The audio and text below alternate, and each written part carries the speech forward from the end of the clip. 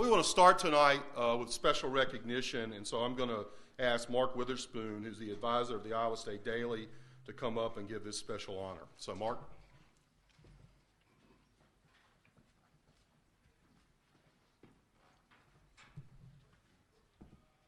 I am indeed honored to be able to present this award tonight.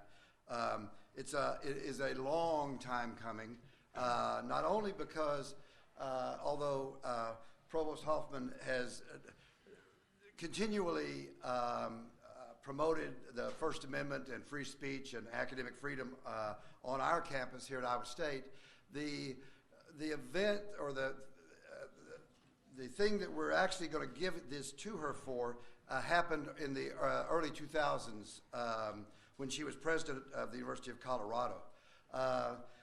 But it's also a long time coming too, because if you look closely on the plaque, it says First Amendment Day 2009. We've been trying to give her this award for almost 11 months, and finally her schedule and First Amendment Day events synced up finally.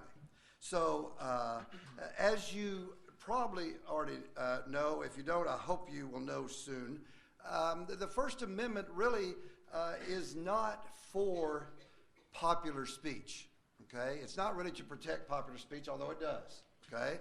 The First Amendment, though, is really to protect speech that is not popular or brings in new viewpoints that we have that allow us to think and grow and evolve. And a professor at University of Colorado named Ward Churchill, shortly after the 9/11, wrote an essay, published an essay that essentially compared some of the victims of 9/11 to the architect of the Holocaust.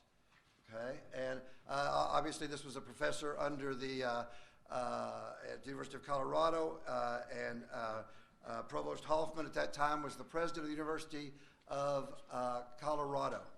And despite calls from the governor of Colorado to fire that man,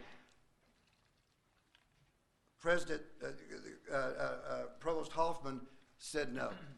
And in fact, indeed, did everything she could in the face of a blistering attack from what we call the right-wing factions, refused to fire Ward Churchill for his comments that day.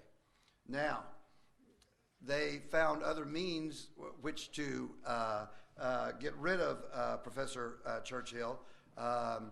The provost at the University of Colorado at the time started an investigation that you might address this, because I'm not sure about the time elements, but you did not know about it until it was already too late to do anything about it, because once they found that there was some research discrepancies in Churchill's portfolio, they had to go and look at those. So eventually he was fired, but not because of anything that Provost Hoffman did. So I am honored and pleased to finally get this plaque off my desk and put it on her desk. The champion of the First Amendment Award goes to Elizabeth Hoffman.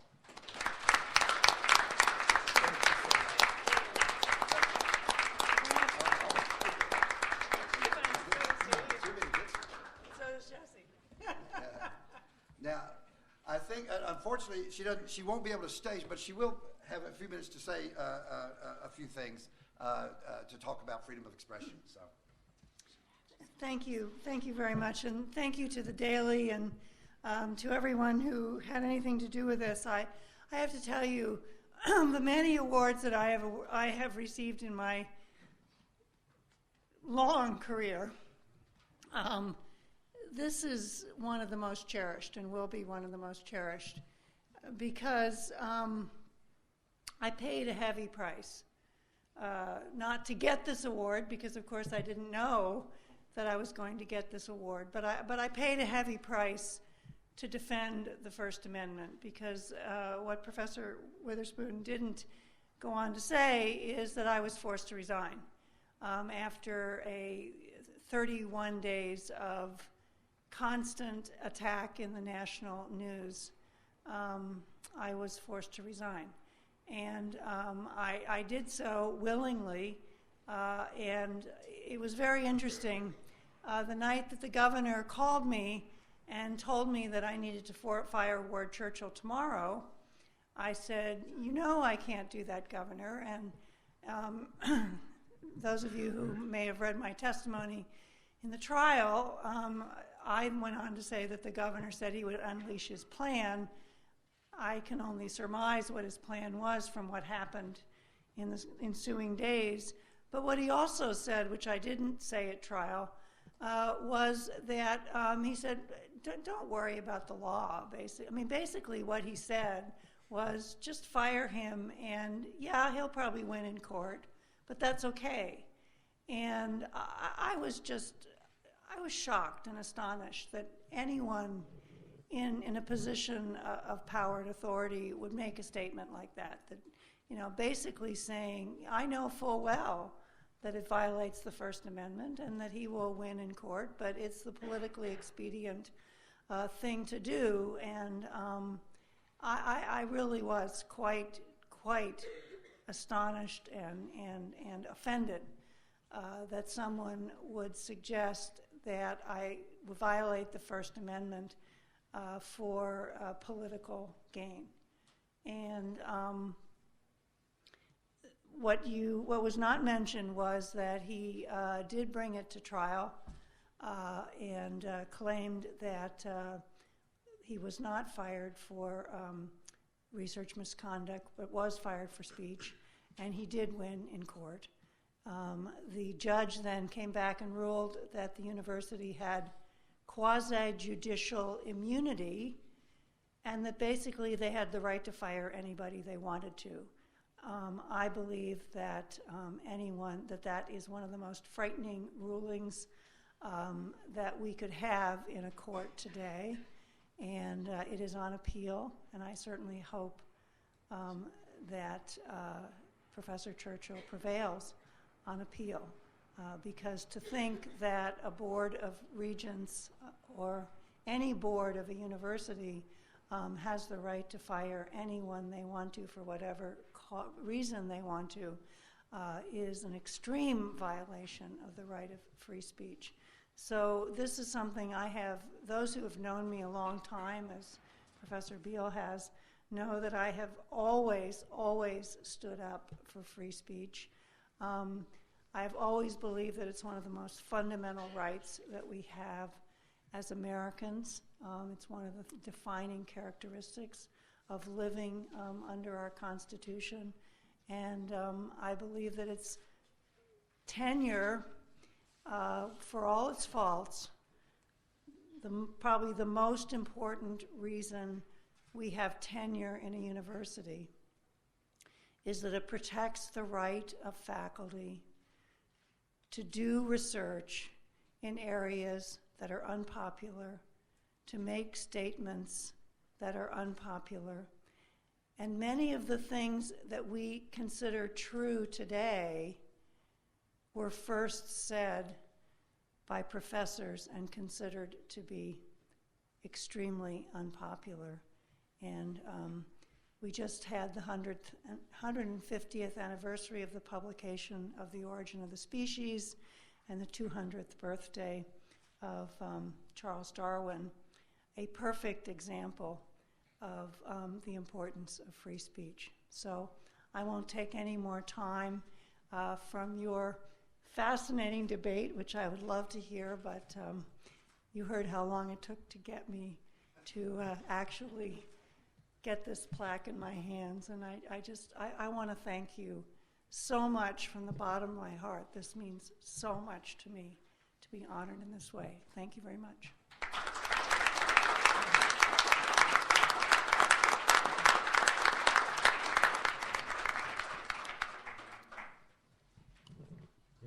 Historians are great. That's all I have to say as a historian.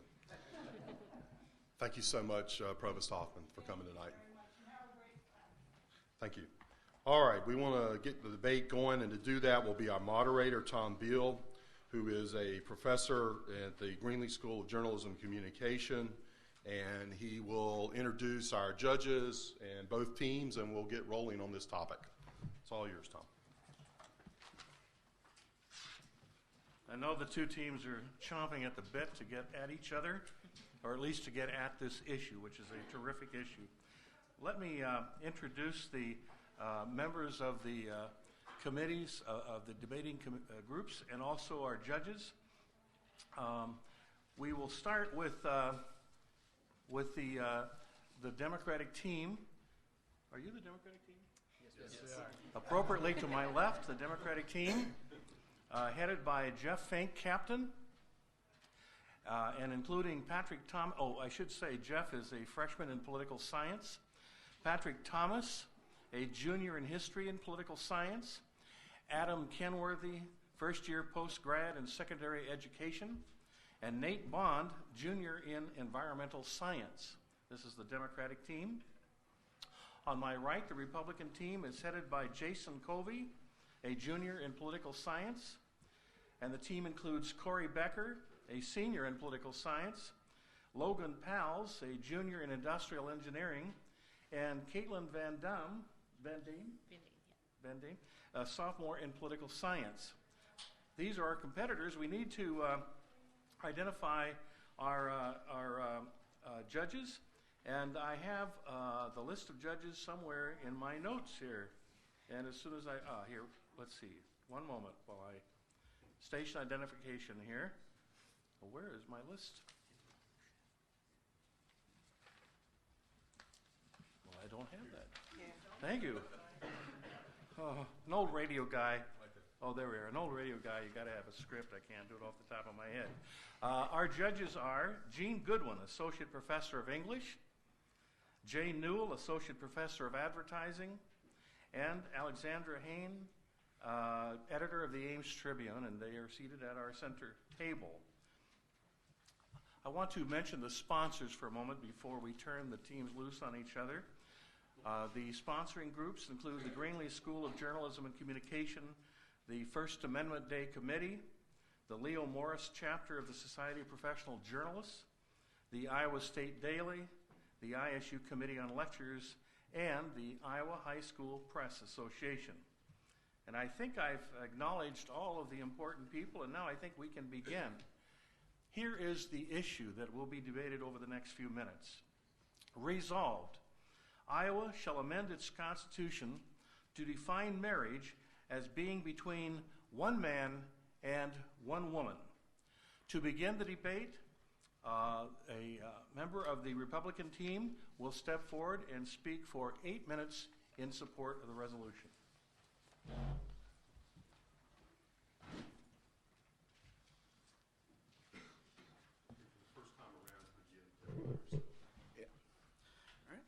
I'm Jason Covey, chairman of the ISU College Republicans. And first off, I would just like to thank the judges, all of our audience, and especially the College Democrats for agreeing to do this with us. And the Democrats have chosen the topic of gay marriage, and we wrote the resolution that was just read. And we do believe that the Iowa Constitution should be amended to define marriage between one man and one woman. And I'm glad that we get to actually talk about this topic, mainly because there are several points that I would like to clarify to everybody in the room, and I'm glad that this debate has given us the chance to elaborate on some points that I think are misconstrued. Tonight we'll probably hear about how gay marriage is a partisan issue. However, if you actually look at the issue, very rarely do you find partisan.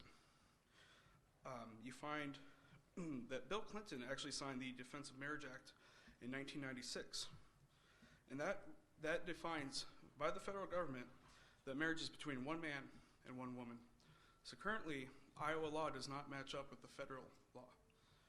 And on top of that, it had to clear out the House and the Senate. In the Senate, 32 Democrats voted for the Defense of Marriage Act, including Senator Harkin, Senator Reid, several key Democrats who have ran for president have opposed gay marriage openly. Barack Obama, Hillary Clinton, Chris Dodd, and yet it keeps becoming a Republican issue. The Republicans are against gay marriage, and I don't see how we can get that. But on April 3rd, 2009, the Supreme Court ruled that it is unconstitutional to define marriage as one man, one woman. The problem is they didn't tell the legislature to go back and fix it. Right now in the Iowa Code, marriage is one man, one woman. Divorce code, divorce is labeled wife, husband. In custody cases, tax code, one man, one woman, husband, wife. So the Supreme Court did it wrong. They actually did it the worst way possible. They said this is unconstitutional, but you don't have to fix it. We'll just say it's unconstitutional. This one part of an 8-page code, just this one little part is wrong. Except for divorce is labeled in husband and wife. Now, Iowa voters didn't get a say. The Iowa voters since April 3rd had said, let us vote. Let us define the law of our state. The legislators have said, let us fix this problem then, or let us amend the Constitution and let the people of Iowa vote.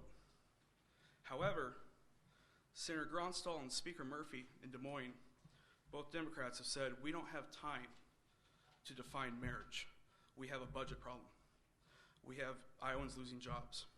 We don't have the time to define marriage. And that's fine, except for several issues that have been worthy of the time, is whether or not lead wheel weights on cars are bad, whether or not we should use green cleaning supplies in state agencies. That's more important than defining gay marriage. That is more important than fixing the problem that is in our Constitution. Our Constitution says one man, one woman. The Supreme Court says anybody, as long as they want to get married. Now, the legislators have had no say. The voters have had no say. That's not what our founding fathers wanted. Our founding fathers wanted the Supreme Court, with the legislature and with the executive branch in Iowa and at the federal level, to have balanced power, and that we have not seen that. Do you not trust the Iowan people to vote? You trusted them to begin the process to elect the first African-American president. But for some reason, the Democrats in Des Moines do not trust Iowans to vote for the right thing. Now, marriage has been a word deep-rooted in religion. And when Iowa made marriage a civil act, they did it basing it in religion. Now, why should the government get the power to go in and say a religious act will now be defined by the state? Civil unions are a different issue, and civil unions are fine, and it will provide the equality that gay couples deserve. Gay couples should have the right to be able to get the same benefits as a heterosexual couple. And they should be able to live together, collect, adopt, and get the same benefits that heterosexual couples have been able to get. However, it is wrong for the government to have the power to go in and tell a church, you're going to do this.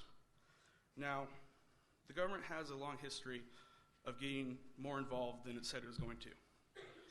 Just as since Barack Obama has become president, the United States government now owns the controlling part of General Motors, a private company.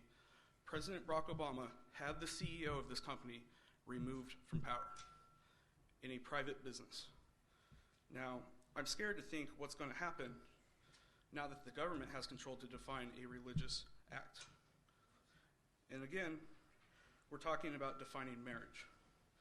And when we amend the Constitution to make it one man, one woman, we can open up the conversation for civil unions, we can allow civil unions, and we can get the equality that is at the main issue. However, until the government The government should not have the access to go in and change religious acts. And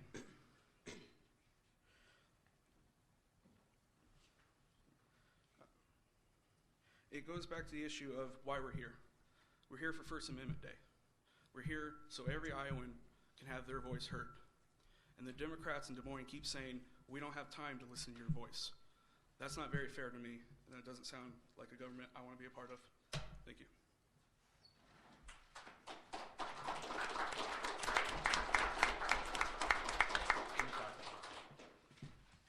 All right, now we're ready to hear from the opponents of this proposal and our first member of the Democratic team.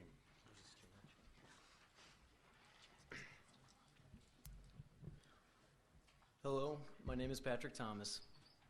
The day the Iowa Supreme Court rendered its ruling on Varnum v. Bryan, the entire gay community in Iowa and across America was able to celebrate. For finally, a court looked upon them as real people, granted them a grain of respect, but most of all, announced to the world that homosexuals are true citizens and are entitled to equal protection under the law, regardless of what the suits up on Capitol Hill may think. While this was a day of great pride for many people, almost immediately after the ruling was made, talks of amending the Iowa Constitution began. People instantly began calling for referendums and heckling their legislature to begin the amendment process. While I feel that amending the Constitution would not only be foolish, but homophobia and bigotry at its greatest, this call for amending the Constitution is nonetheless the reason I'm standing here today. We, the Iowa State Democrats, are going to explain why homosexuals have a right to civil marriage, why the Iowa Supreme Court ruling was legitimate, and why amending the Constitution would be an injustice. To begin, marriage is defined in a secular legal sense.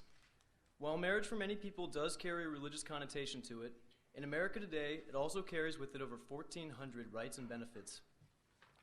These rights include a wide variety of things, such as filing joint income tax returns with the IRS, inheriting a share of your spouse's estate with exemptions from estate tax, receiving Social Security, Medicare, and disability benefits for your spouse, obtaining insurance benefits through a spouse's employer, visitation benefits when your spouse is in the hospital, receiving family rates for insurance, and many other things. Because marriage carries with it so many legal rights and benefits, to deprive a group of people the right to be married is to deprive them of many legal rights. Further, when the court ruled that homosexuals have a right to be married, this in no way affected the churches.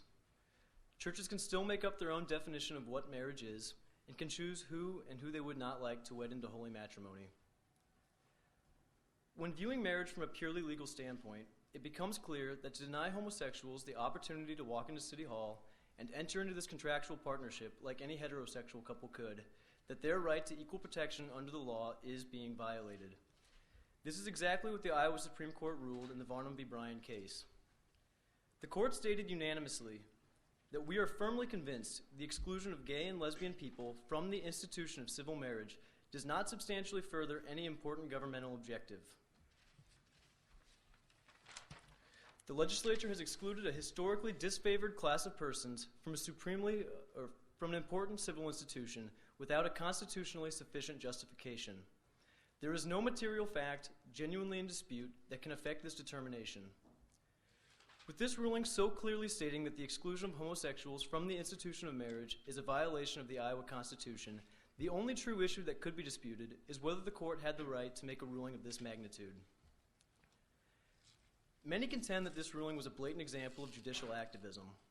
They argue that a decision this big should be left up to elected representatives. They argue this because the representatives were elected by the people, and therefore they represent the will of the people. While this may be correct, the legislatures were elected to direct the policy of the country and the states. The policy is only half of the story. We as Americans were endowed with fundamental rights and freedoms, which are to be retained no matter what the legislature or the executive branch determines. These fundamental rights are established by the Constitution and apply to all citizens, despite your race, age, gender, creed, or sexual orientation. When these fundamental rights come into concern, it is the realm of the judiciary to protect the rights of the minority from the will of the majority. As Supreme Court Justice John Marshall famously proclaimed in his 1803 Marbury v. Madison ruling, it is emphatically the province and the duty of the judicial department to say what the law is. When Marshall made this ruling, he gave the Judicial Department the immense responsibility of being sole interpreters of the Constitution. This making the courts the only real check on the majority rule that dominates both the legislative and executive branches. Therefore, the legislature has every right to make laws concerning the policy and the direction that the state of Iowa takes. But when issues of fundamental rights arise, and marriage is a supremely important civil institution that, as Chief Justice Warren said, is fundamental to our pursuit of happiness, it is insistently and solely the province of the judicial branch to interpret the Constitution and to protect the rights of the minority. Legislatures throughout our nation's history have passed laws that discriminate against minority citizens. They do this because the majority often demonizes the citizens in the minority, and therefore is politically practical and popular for the legislature to fulfill the will of their constituents. This does not create a system in which justice and equality can survive. Therefore, the court was put in place to act as a check against the will of the majority. While the court system is far from perfect, having a branch of government that is not influenced by the political winds because they are appointed for life is the only hope that citizens of a minority group have in ensuring that their constitutional rights are preserved from the tyranny of the majority. This judicial check on majoritarian rule is the only hope that our great country has to protect the rights of all citizens. The fundamental belief that all citizens are entitled to equal protection under the law is the true will of the people. While not all citizens may always like how the judiciary applies equal protection principle in every specific case, it nonetheless is the foundation for preserving our basic liberties.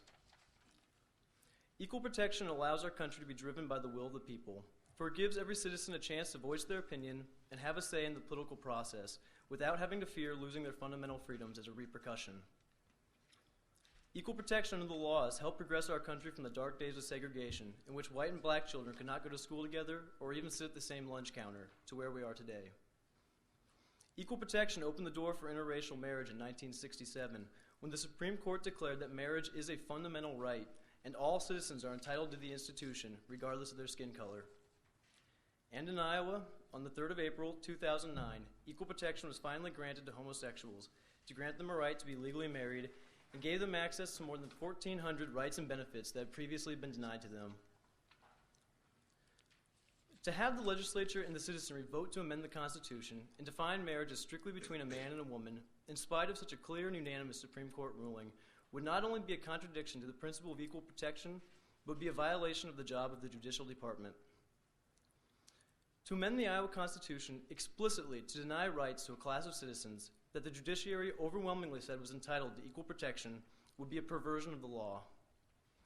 This amendment would deprave the law because it is emphatically the role of the Judicial Department to say what the law is, and to violate that proper function of the judicial branch because the majority of citizens does not like how they interpreted the Equal Protection Clause is a violation of our governmental system. It is a breakdown in the delicate balance of majority rule and minority rights, and therefore it is a violation of the true will of the people. For these reasons, homosexuals have a right to civil marriage. The Iowa Supreme Court ruling in Varnum v. Bryan was legitimate, and to amend the Iowa Constitution to contradict the Equal Protection Clause as it applies to a minority class of citizens would be an injustice. Thank you.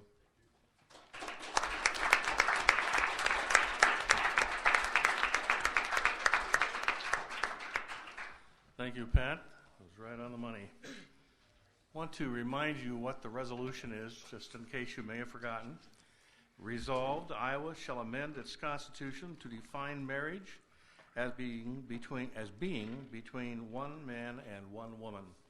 And to continue the debate now, Republican representative from the Republican group, speaker number 2.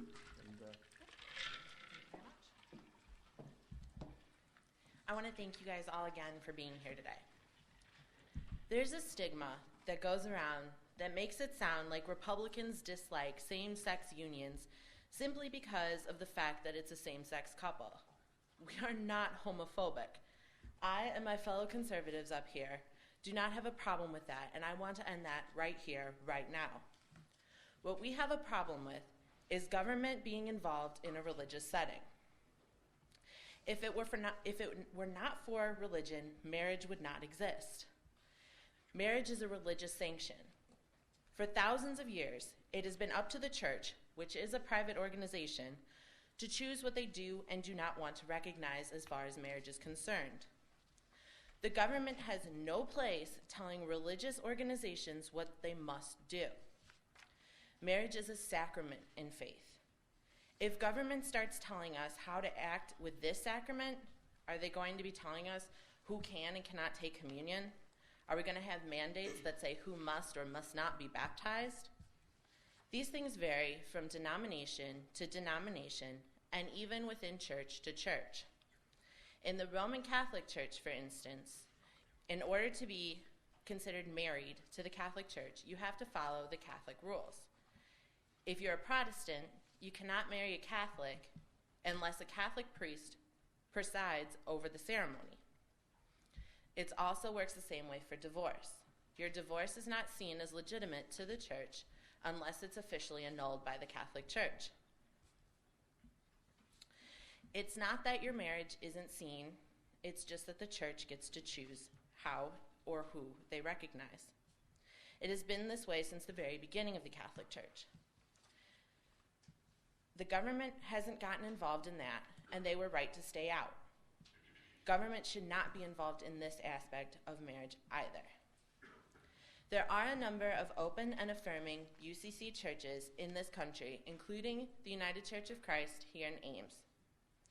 Those churches have chosen to recognize same-sex unions and turn them into religious marriages. The difference is those churches got to choose that they would accept them. They did it on their own free will. The government did not force them. What we propose is the option of a civil union, and under a civil union, same-sex couples would be able to have their relationship recognized by the government and therefore receive the same benefits, tax benefits, health benefits, etc., that the government controls already. France has already taken a similar approach. The Civil Pact of Solidarity was passed in 1999 and has become commonly known as a PAC, P-A-C-S. This is a form of a civil union that allows a couple, both same and heterosexual, to join their lives together. With the PACs, they are given similar rights and responsibilities of a traditionally married couple. In 2006, France even amended their PACS law so that a couple's marital status is no longer single. The number of PACs has gone up steadily since that time.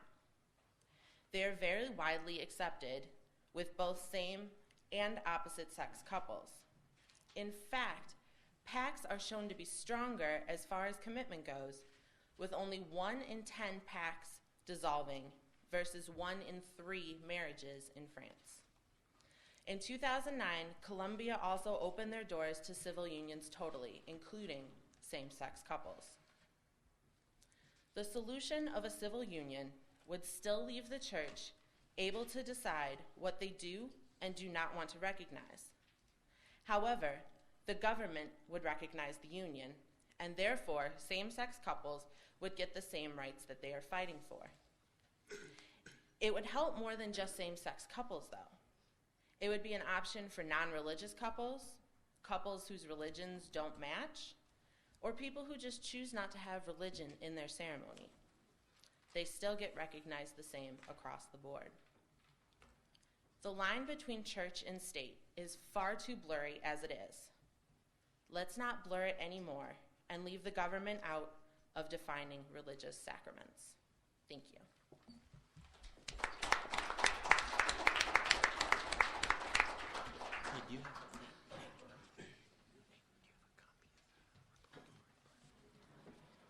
Thank you, Caitlin. And now, again speaking in rebuttal, a member of the Democratic team.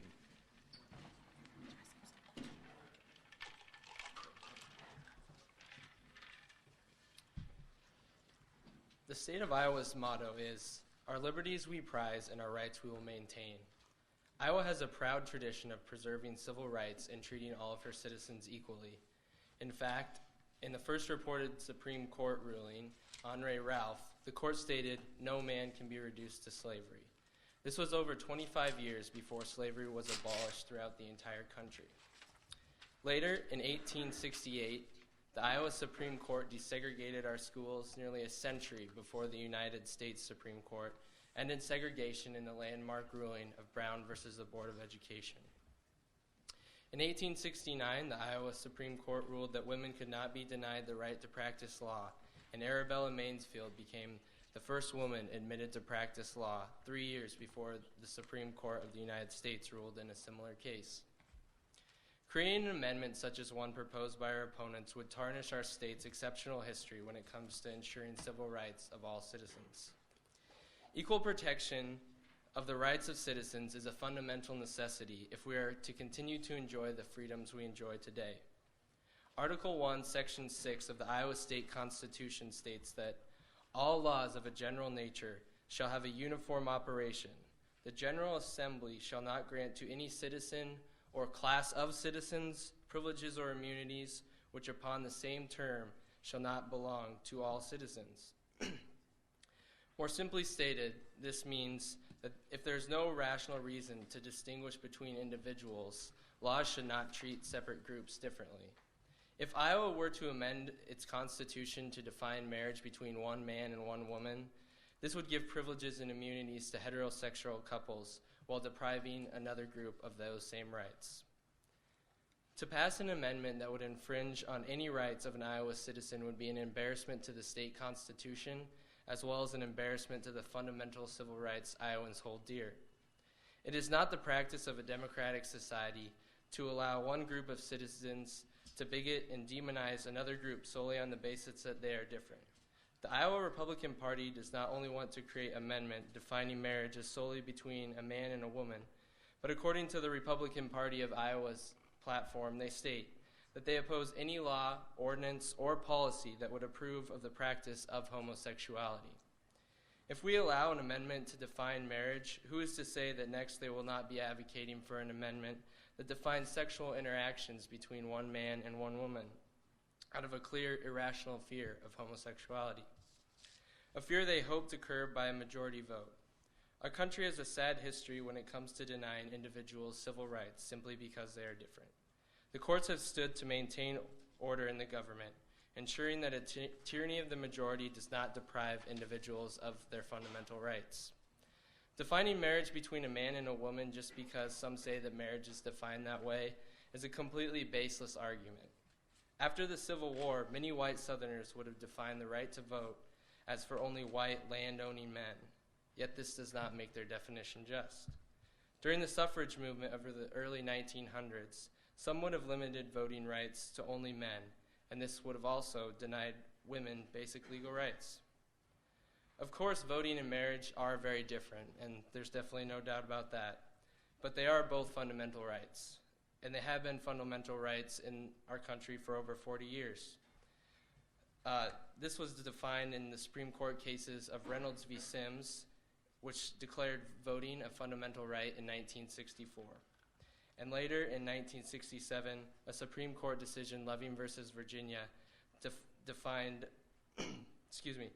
found that marriage was also a fundamental right.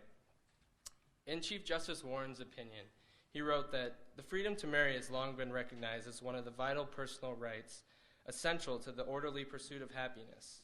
Fundamental rights are to be protected from arbitrary distinctions which have no rational basis. In 2003, a Supreme Court ruling, Lawrence v. Texas, invalidated a Texas statute that deemed sodomy illegal for homosexuals. In an opinion written by Justice Sandra Day O'Connor, she cited precedent from a 1985 ruling, Selburne v. Selburne Living Center, and stated that states must treat persons similarly situated alike. She also stated that the state had no rational basis for this law. Same-sex couples living in Iowa are essentially the same as heterosexual couples, but the only difference is that before the Iowa Supreme Court ruling decision, Varnum v. Bryan, they were denied the right to marry. In that ruling, the court correctly interpreted that the role of the Equal Protection Clause of the Constitution and held that Iowa's rules for civil marriage is not treating similarly situated people alike. The state of Iowa would not have a rational basis for separating people solely based on sexual orientation. To do so would limit the legal rights of a specific class of citizens. And this is in direct violation, of course, with Article 1, Section 6 of our state constitution. Varnum v. Bryan has been a law for almost an entire year now. Nothing has really changed other than the rule of law being enforced. Reactionary special interest groups and Republican politicians have tried to use converging platitudes to mask their true agenda, which is to legislate hatred. Where and how is this hatred fostered? Out of fear, out of ignorance, out of a tradition that has time and again tried to limit the rights and freedoms of those who do not fit their own self-righteous standards of approval? While many would wish to legislate against people who do not adopt their views, the Constitution is very clear. Individual rights are to be protected, no matter who may disagree and no matter who may believe differently. Guaranteed, inalienable rights are not open for debate. There have always been those who are afraid of what is different, those who have tried to use the Constitution as a weapon for intolerance instead of understanding its true meaning, a shield from that. We do not legislate fear or hatred. We are a nation of progress who will continue to grow and prevail together. We do not regress in the face of blatant intolerance, and we do not regress from the rule of law. We will not give in to fear. Thank you.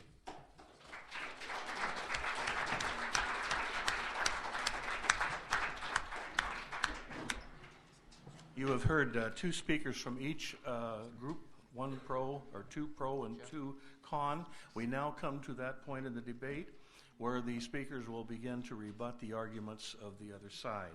And for the first rebuttal, the speaker will be a member of the Democratic team who will speak for 4 minutes, rebutting the arguments that were made by the proponents of this resolution.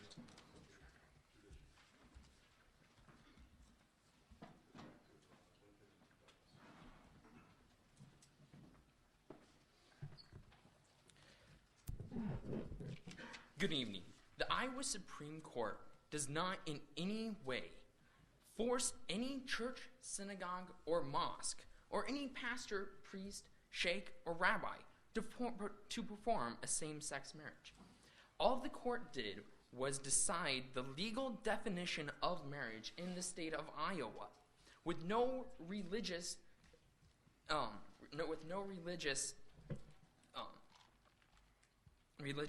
qualifications in it. As it says on the First Amendment, Congress shall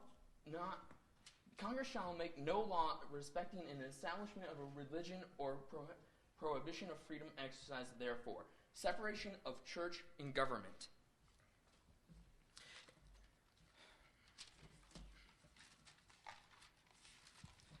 The government does not sanction religion. The Republicans were saying that the marriage was a religious base. It is. But with the decision of the Supreme Court last year, they were defining Iowa's legal definition of marriage, not the church's definition of marriage. Churches are still able to perform regular marriages. There are actually churches that don't support same-sex marriages, and the state doesn't force them to marry same-sex couples. All the Supreme Court decision did was change the definition of marriage in the state of Iowa, and does not force any church to do that. In Plessy v. Ferguson, the court said that African Americans were not full citizens. They said that they could have separate but equal facilities. That is what a civil union is. It is saying, all right, you are, in the eyes of the law, the exact same, but we're not going to call it marriage. We're going to call it civil unions, something different. But that is not that. What we are saying is with civil unions that just because you're gay or lesbian, that you're different. Just like what they said back with Plessy versus Ferguson with African Americans.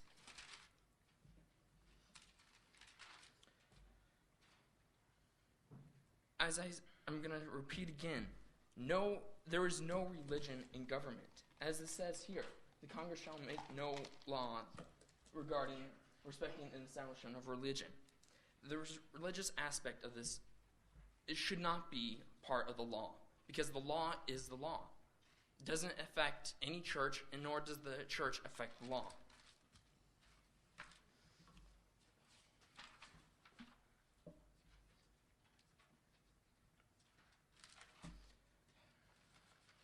Sorry, I got lost here in my notes. And I would just like to repeat that the Supreme Court decision was the legal definition, not the religious definition of marriage. Thank you.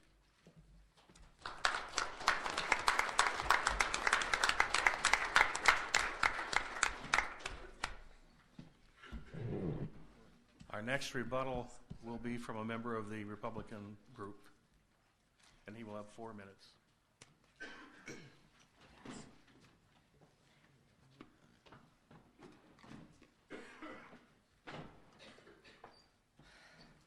Good evening, everyone. I just want to establish that this has nothing to do with homophobia. It's about government intervention, and I understand why I always have to be called a homophobic because of my stance.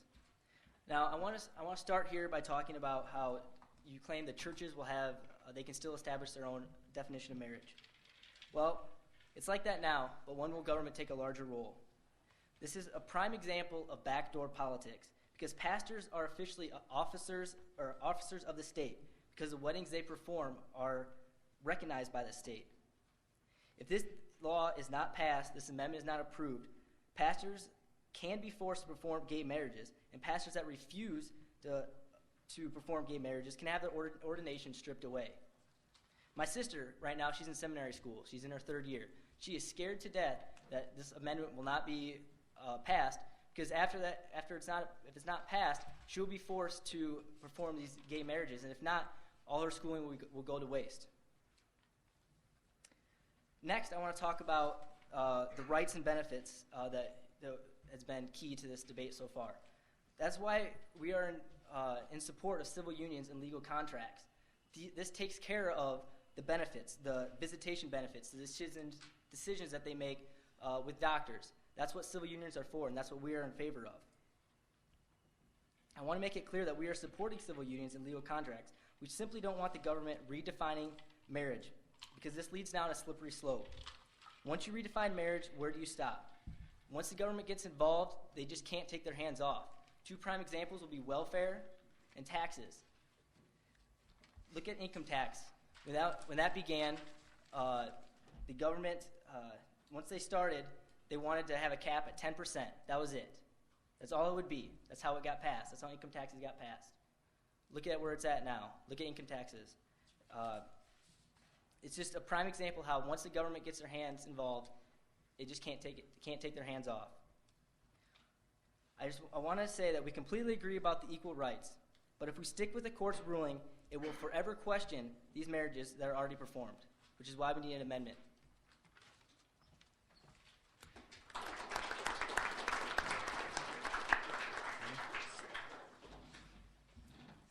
All right, the rebuttal continues with a representative of the Democratic team with 4 minutes. Thank you. I guess I'll lead off with taxes, since that seems to be where we went, and I'm sure we'd all love to have another debate on that. I'd like to quote Oliver Wendell Holmes, who said, "Taxes are the prices we pay for a civil society." Republican.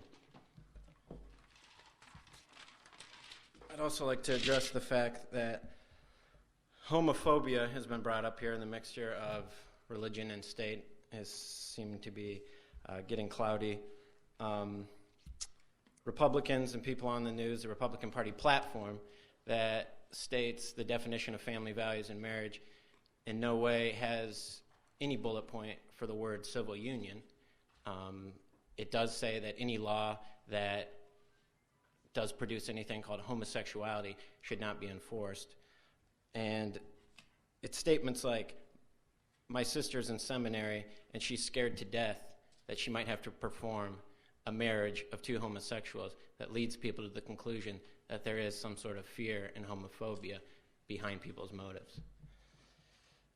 Church and state are a murky area. The founders were brought up. Thomas Jefferson and Madison two of the founders, two of the writers of the Articles of Confederation and the Declaration of Independence, felt strongly on this issue, that they wanted religion and state to know where and know how interact in the public sector. Religion is for a private institution. It's for people to choose and believe how they choose, even if people disagree with them, and the state cannot interfere with that. Let's see what else. There's been talk about religion. Churches are private institutions, and they're going to be forced to perform civil unions or marriages. That was not in the Supreme Court ruling at all, forcing any church or state, forcing any church in the state to perform any sort of civil union or marriage and define it by that within the church. This is a legal argument that has to be defined as law and cannot be overturned because, as I said, when we get into the argument whether this is a religious word, a religious area, or a legal area, we have to go back, since we don't know whose religion we're talking about. Who defines marriage? What religion gets to define marriage? Whose denomination gets to define marriage? These are all questions that are open for debate, and as the First Amendment states, that debate should continue. But as the law states, we only have one legal system, and it protects everybody, no matter what they believe or what faith they choose to practice. Thank you.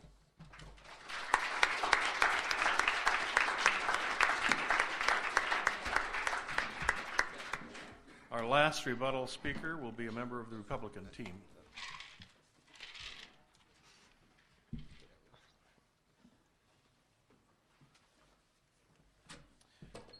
In my hand, I have the Iowa Code relating to marriage.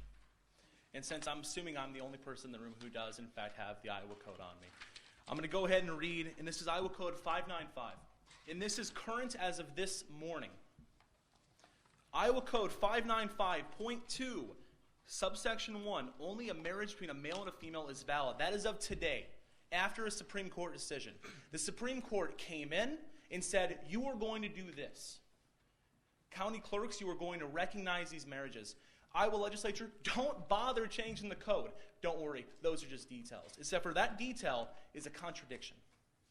If anybody wants to see this afterwards, come see me, because it is in ink. It is in law. Now, Marbury v. Madison. If I remember correctly from my classes with Dr. Wagner, if anyone here is a poli-sci student, you'll realize that that is in fact a struggle. Judicial review.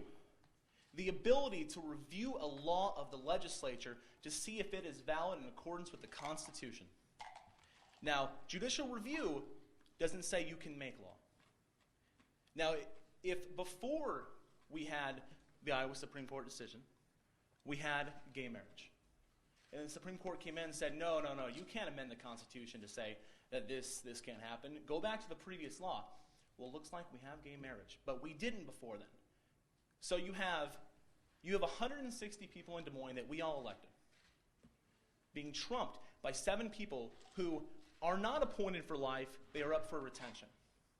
And as of right now, these Supreme Court justices are raising funds. Unprecedented in the state of Iowa, which means they're scared. Which means that the citizens of Iowa have come in and said, you made something that is contrary to what we believe. Now, there's been talk about religion too on both sides. Nowhere in the Supreme Court decision does it say that religion is affected. However, if 7 people can come in and say that you're going to perform this, you're going to adhere to this law, who knows where the law came from? It didn't come from here. What's to say they can't come in and say, by the way, people who need to be certified by the state of Iowa to give out marriage licenses, you got to do this. No, yeah, obviously, there's some kind of moral thing that would stop them from doing that, obviously. Well, I don't want to leave our rights up to that. Right here. Congress shall make no law respecting an establishment of religion. Marriage is the only reason marriage is in our law is because it came from religion. Okay. Taxes, healthcare. You know what? We as the Republican Party do not agree with every plank in our platform. Okay? No one does. And obviously, Barack Obama does not believe in every plank in your platform because during the Democratic debates, he came out against gay marriage. So if you want to call us homophobic, you have to call your president that too. Okay? Now, we're in support of civil unions. There is no reason that anyone should be against that. I'm not going to sit here and say that a gay couple can't see each other in a hospital. No one in this room is going to say that. And I know because I've talked to these people at this table, they won't either. Civil unions will give us the ability to say, no, we're not going to call into question these marriages. Because I've talked to many people in my 4 years in politics, and they've said, I don't have a problem with it. It's the wording. It's the wording that is there. So we need to pass the resolution to change the Constitution so that we can nullify the Supreme Court case. We can send a signal to them that says we will not stand for you to change our rights without the input of our elected representatives and the people. We're not going to allow that. We're not going to allow that now or in the future. So we're going to have civil unions to say, no, we're not going to disenfranchise anyone. We're not going to do that. In fact, we're going to give you the exact same laws. One of the biggest, and I'll finish right after this, one of the biggest arguments against civil unions is that they're not equal. Well, we propose that they be. Thank you.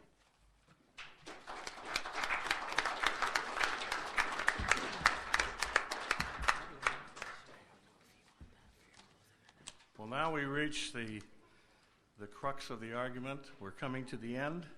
Each group will have a member summarize their position. Starting with the Democrats, they have 2 minutes.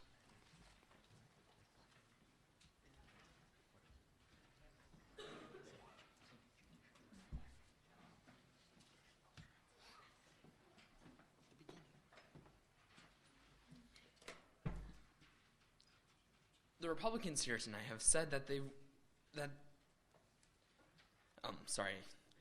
Iowa Supreme Court decision was a unanimous 7-0 decision in the case supporting equal rights. And that's what this debate is about, equal rights. Now, what we have been saying tonight is that gay marriage is just that, equal rights. We don't support civil unions because they are separate, but equal. I mean, they're separate. Just like what Plessy versus Ferguson said, separate but equal.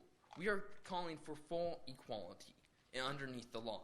We're not calling for full equality, or we're not saying that churches have to do it. We are just saying full equality in the law, in the Iowa law. We've had a number of bad court cases that have set principle for equal protection back for generations, namely the Dred Scott decision that said that he was not a slave. That he was not a citizen. And Plessy versus Ferguson that said blacks were not afforded equal protection. Both were reversed by time constitutional amendments. Even the court itself, which lead because of cases such as Brown v. Board, that it is the natural right of place of courts to make decisions concerning human rights. It is the place of the court to determine when laws are wrong. It is the place of the court to determine when people's civil rights are being violated. Thank you.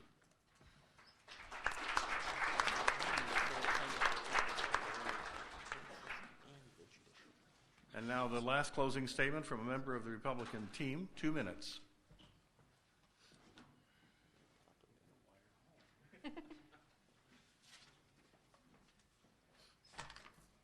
I'd like to start off by thanking the judges. Thank you for taking time out of your day to come out here and tackle an issue that's come up in gubernatorial campaigns, presidential campaigns, and in just public discourse in general. Thank you for moderating this debate, and thank you, guys, for coming out and debating us on this. Iowa shall amend its constitution to define marriage as being between one man and one woman. That does not mean that that's the only people who should share rights. Nowhere in that does it say that. Civil unions would open up the ability to have no one question this. If we define gay marriage as marriage, we'll always be having this debate. We'll always say, well, the Supreme Court shouldn't have done that. Why would you want to base a fundamental right on some of the shakiest legal ground the state has ever seen? You're going to base whether or not you can see your spouse in the hospital, whether or not you can share insurance rights on a Supreme Court decision that the majority, 77% of Iowans, say was wrong and say was biased. Now, I have to step back because the judge who wrote that was appointed by a Republican. Did anybody know that? So we're not homophobic. We're looking for equality. We're looking for equality that will not be questioned in the future, that can stand the test of time, it can stand the test of the Constitution. The Supreme Court is not supposed to make law. It's supposed to evaluate law. And there is no law in the books to evaluate. Yes, it may have been a social norm not to give out gay marriages, and maybe that's what they were evaluating. And you could even make an argument that they should have evaluated that. But you can't decide that brick isn't blue, in fact it's red, when it's actually white. It doesn't make legal sense. It doesn't make judicial sense. It doesn't make any sense at all. We're for civil unions. We're for rights. There's no reason that we should tell you that you shouldn't be able to see your partner in the hospital, share insurance benefits, or share benefits at all. Thank you so much.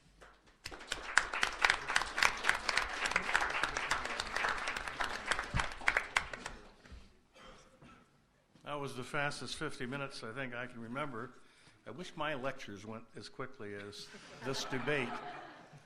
We've get that name, please. Well, we have indeed come to the end of the debate. Now, the hard part. We're going to ask the judges to step out for 5 minutes and make their ruling. And during their absence, you will have a chance to ask the teams questions. Your questions are not to take the form of statements or commentary, but more to elicit information from the two teams. So we would ask our distinguished judges to please grab your notes and your water and slip away to a quiet room where you will deliberate, and we'll return in about 5 minutes.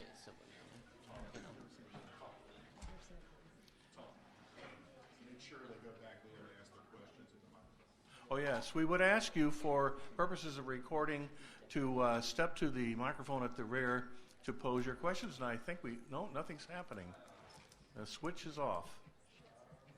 Let's see what happens. Testing. While we're checking the mic, I will sing the leads. No, I won't do that either. Are we having any success? Well, I guess you'll have to step forward.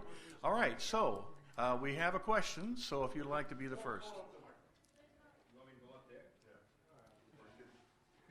Can we just take that? Perhaps, yeah, maybe we could They can just take it out. destroy the platform here. Wow, this is loud. I'm used to speaking without one of these.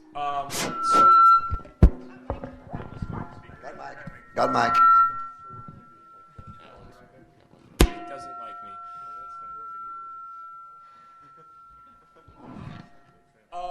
My question is, Anybody know? We need to stick the plug out the back.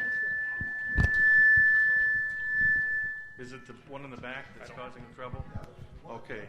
Well, I don't think there's a way to turn this one off. So what if I cover it? No, that doesn't work either. Our 5 minutes are being destroyed by the... all right, well, I'll go just ahead. move on. Republicans have seemed to said, or you guys said that you're against gay marriage, or you're essentially against gay marriage, but you're not against civil unions. I can't really see what the difference is between gay marriage except civil unions. I kind of have this image in my head of gay marriage equals civil unions. So why are you against gay marriages but for civil unions when to me it seems like they're the same thing? You said, I think, that they get the same rights and all of that stuff. So I'm just wondering why that is. Andrew, he's exactly correct. Civil unions. If you have a mic, I think we're wanting to tape you. Oh, is that what's causing the trouble? That's fine. Civil unions and marriage share exactly the same. But if we just had civil unions, then honestly we wouldn't be having this argument today. Many people have come up and told not only Republicans and Democrats, and Republican politicians and Democratic politicians, the name is the problem. If we just had civil unions, and marriage, we wouldn't have this problem. It's not an issue of. Is there a time? I was just going to say, if you had a choice between a civil union and a marriage, which one would you take?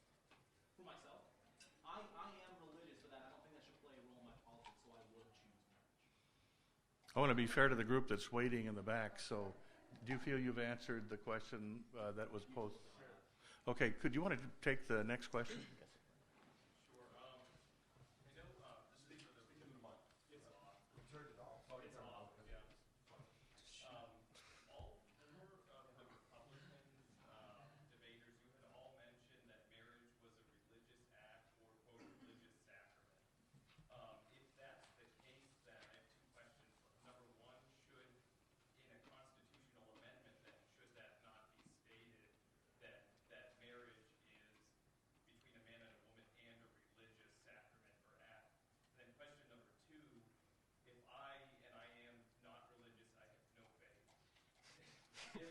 And I go down to a justice of the court and I get married, is that a religious act then? The reason why we're debating marriage is because the word marriage is in the Constitution. It's in our tax code. So to say we're going to abolish marriage and just do civil unions for any two people who are in love and want to spend the rest of their life together and share these benefits with each other is, you can't just say we're going to cut the word out. It's in all of our tax codes. It's in all of our custody arrangements. The word marriage pops up over and over in the Iowa Code. So you can't say we're going to just drop marriage. So that's why we are offering the civil union to go back in and address the code issues, which the Supreme Court refuses to, and the Democratic control in Des Moines refuses to go back and fix. And also, our generation is kind of different because this is the first time we've had this debate. The only reason marriage is in law is because it came from religion in order to affect tax code, in order to affect insurance and business interests. First marriage license was given out in 1812, well after religion was established after 1912, I meant 1218. Long after religion had associated marriage with itself. So that's why there is a religious connotation in a secular format. In civil unions, wouldn't we just be open to same-sex couples?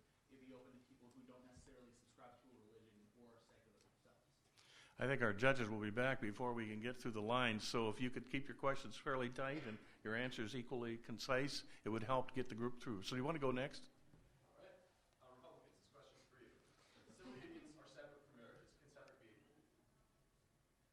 Now, when you're talking about fundamental marriage, and there was fundamental rights, and there's a lot of talk over there with fundamental rights. In our history, logically, there has been no distinction between black and white. There shouldn't be. Of course, there has been through prejudice, and there has been through law, but there has been no reason for it. It's been through prejudice, it's been through racism. Now, there has socially been a difference between same-sex and heterosexual couples. There has been stigmas, especially towards same-sex couples, that our ancestors did have. We can't correct those. Now, if I want to have a smoke, okay, I can't have it. It's against the law for me to smoke in here. Now, studies have shown that people are predetermined to being addicted to smoking.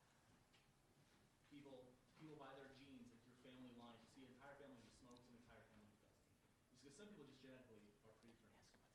And studies have shown that some people are predetermined to be homosexual. It comes from your genes. We're getting farther and farther away from the issue that it's a choice. It's ingrained in you. So it's different to say that you're not violating my fundamental rights because I can't smoke in here. And what was the final part of your question? My question was, can separate be equal? I think it can because How is as far as rights, how is a common law marriage before gay marriage was brought in? How was a common law marriage different by legal definition than a marriage? So separate was equal then. The word marriage carries its prestige and a social condition with it that civil union just doesn't. I can't kneel down and say, boo, you civil union. It doesn't have to say Can separate be equal? We've had an unusual request. I think it's not on my notes here, for a member of one of the teams to ask a question, so let's try it. Sorry, yeah, I just had a question to clear up. I was wondering, there was a lot of talk about the judiciary decision, and I was wondering, since the judiciary ruled on this, if the judiciary was to rule on it again, would the judiciary still be incorrect if the law was changed and then ruled unconstitutional by the... The law hasn't changed. Okay, but so the judicial branch did its job, but it was being called, it's being called unconstitutional for the third branch of government to act as the liaison between the two other Court didn't do branches. the job. They didn't tell the legislators to fix it. They created a law on In their own. many federal Supreme Court cases in that state, you'll see the Supreme Court go, this law that came into question is unconstitutional. The legislature must go back and act. So they're supposed to interpret the law as it's written, correct? Interpret, but not create. There was no law in the books that had same-sex marriage, but the Supreme Court created it, and that is where my problem comes from. They didn't create it, they just said, It did. No, there was not one same-sex marriage before the law, the Supreme Court and the courts below it got involved with this. They created another facet of law. they said two people can get married, can have the same legal benefits as before. How are those people supposed to have the same legal benefits when there wasn't a law to interpret that way? That's not what we're talking about. We're talking about whether or not they created law, and you just said they created a law. They didn't create a law, they interpreted the law. No, they could. There's no law to interpret. The law to interpret was in the code that is currently still the same. Okay. Well, that question could go on for a while. Let's see if we can get another question from the audience. All right, this is for the Republicans. You guys say that the word marriage is property of the church. Would you call a marriage between a man and a woman outside of the church a civil union? Why is the common law marriage not applicable to the gay marriage? Because Well, we didn't say it was exclusive property of the church. We said it came from a religious background. Yes. Now, Just like school property. exactly. Since it came from a religious background, and when it was brought into law, it was because it was the closest thing that the law wanted to do, and it was rooted in religion. Now, in order to get past that, in order to get over the original intention of the law, the civil unions would counteract that. Why is the civil union being separate than just a simple common law marriage? Why can they not? The same reason we're having this debate. Yes, and that's my question though, is why, so the marriage, you guys say, what makes the difference between a man and a woman having a common law marriage outside of the church, not ingrained in the church at all? Why can that not be considered a common law marriage? They need a complete different title. common law marriage requires 7 years of living together. You can get married tomorrow if you want. You can get a civil union tomorrow if you wanted to under this idea. However, a common law marriage requires 7 years of living together in the same residence, both people claiming they live at that residence. And That's the difference. We've got Vermont, California, Connecticut, D.C., New Jersey, New Hampshire, Oregon, Argentina, Colombia, Denmark, Brazil, Ecuador, and France, all with common law marriages and civil unions on the books, and it's worked for upwards of 30 years. And in France, they've shown that there's a far majority of heterosexual couples also taking part in the civil unions. It has to do with the religions not matching and various other points, but it's also a benefit to, it's for everyone. And if you were an atheist, maybe you would be adverse to getting a marriage because it has that religious connotation, even if you go down to the courthouse and get something signed. A civil union would give you an alternative that's saying, no, I don't want this to be done by religion. I want this to be separate, to be completely secular. And that's one of the reasons France created it, because they are way more secular than we are.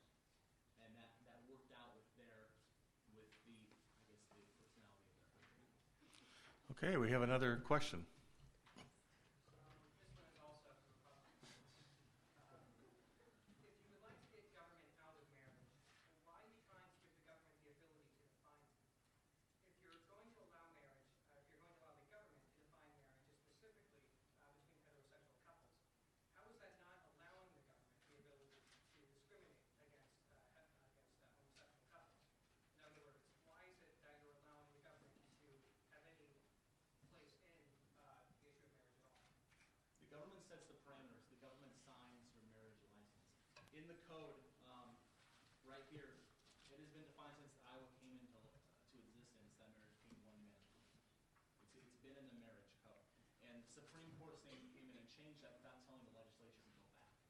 The Democratic leadership in Des Moines refuses to go back and change it, although there has been many opportunities to change the code.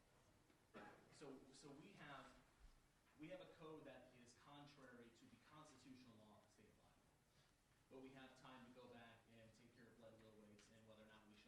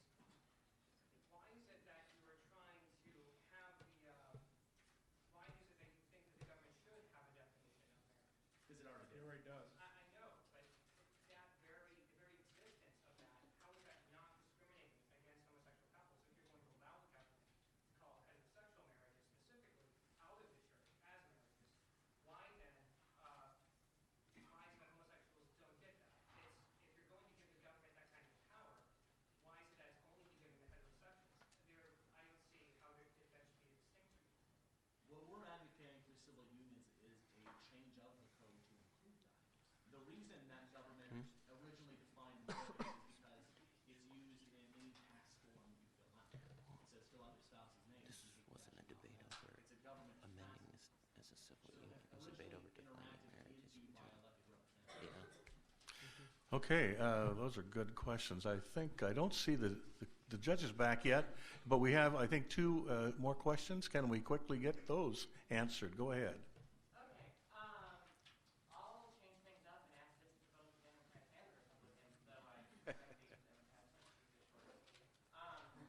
and obviously I am personally vested in this, but you're talking about same-sex marriage, and then you put into the code that it's between a man and a woman, which are gender terms. So I'm curious how you would handle, for example, a transgender marriage. If, and I'll just throw this out there as a, example. If, for example, I wanted to go marry, and we didn't have same-sex marriage allowed.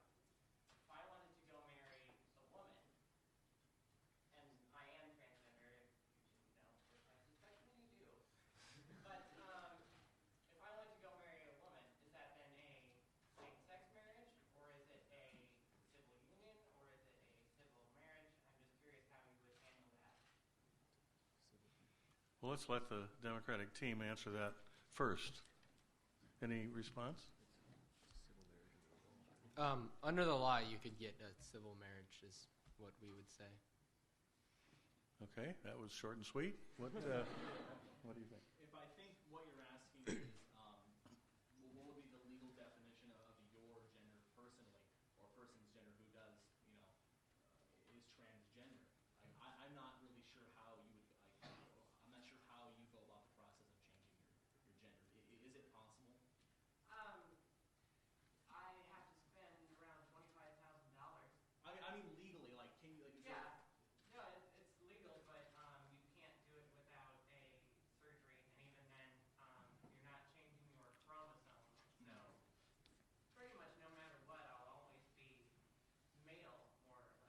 But legally, you are female, correct? No, But you will be at one point. if I can pay $25,000. Well, if we are dealing with legalities here, it would be whatever legal definition your gender is, whether or not it is male or female. It's whatever, I guess, at the end you choose it to be. So for example, right now, before I have that change, I could marry a woman, and it would be a marriage. Legally, yes, according to code. Well, we have, I think, one last question from the audience, and then I have to ask you, is the maintenance room still open? Do they sell beer down there? Is that where our judges went? We'll have to send out for the judges here in a moment. Go ahead and ask. Well, the resolution says Iowa shall amend its constitution to define marriage as being between one man and one woman. And I was just wondering, both groups can answer this way if you like, but it's mainly pertaining to more Republicans. If this is put into law, then how does that do anything to protect the rights of same-sex couples? It's not allowing civil union, it's not, stating that a same-sex couple will have certain rights, so how will this be handled? The resolution had to be pretty short to begin with. We couldn't have a long paragraph really, since it's a resolution. That's not all inclusive.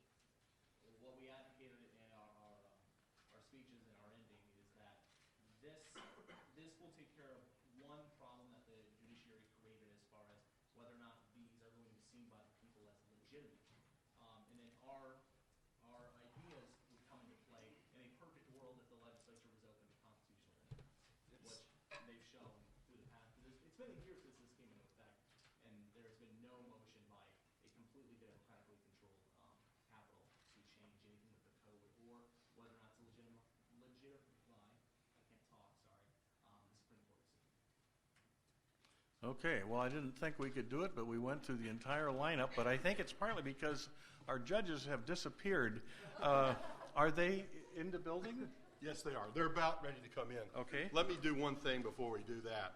If I can get Kim Norval and Jen Dryden to come up. Kim is the president of the Leo Morris Chapter of the Society of Professional Journalists, and Jen is the vice president. And they're going to help us give out a few. Actually, let me give these to you too. A few goodies to both sides. So what I'm going to do is call out the names of all 8 participants, and they will give you an old T-shirt, a 2009 T-shirt, and what does it say on the shoulder? Hold that up, the bumper sticker. Talk is cheap, free speech isn't. And that's from the First Amendment Center in Nashville.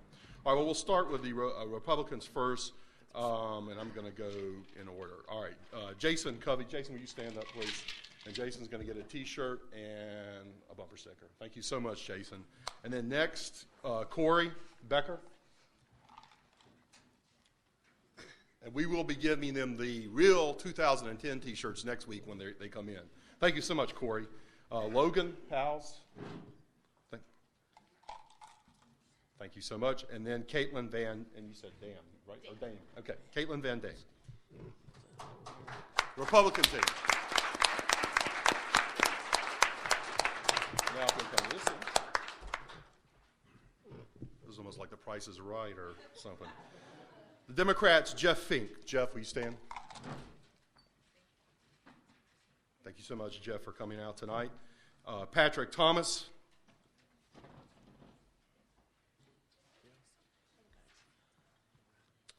Adam Kenworthy. And the president, Nate Bond. Nate? And Yeah, that's right. Jason, right here, is the president of Republicans. We forgot to say that, too, even though they actually didn't necessarily perform as captains tonight. Jason did, but Nate didn't. So what I'm going to do is ask you for a round of applause for both teams. Bring Tom back. And do we have a verdict? Do we have a verdict?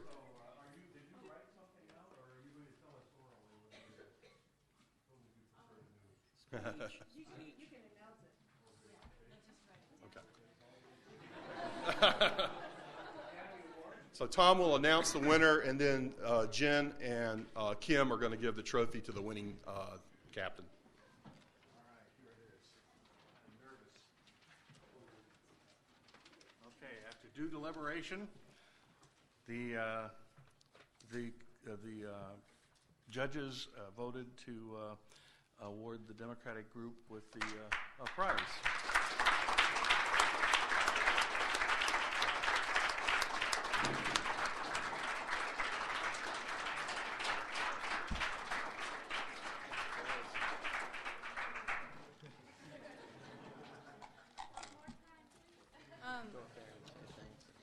Also, next year, this is our first annual Caucus Cup. Next year, the Democrats will be deciding who they will be debating, so they can debate the Republicans or the Libertarians or whomever they choose to debate against. So. And I also heard from the Libertarians that they would like to see both groups come out on April 8th between 11 and 2 for the Feast on the First Amendment, in which they'd like to have a three-way, less formal debate about this topic and others. Is that right, Libertarians? Or am I Libertarians? I know there was one Libertarian question back there. Anyway, and we also would encourage all groups, student organizations and individuals to come for First Amendment Day. Again, free food, heroes, super dogs. Thank you so much for coming out. Just on behalf of the judges, we want to thank both sides for a fabulous, invigorating discussion. It was very, very difficult to come up with a winner, and if we had two trophies, you both would have it. Thank you. Thank you.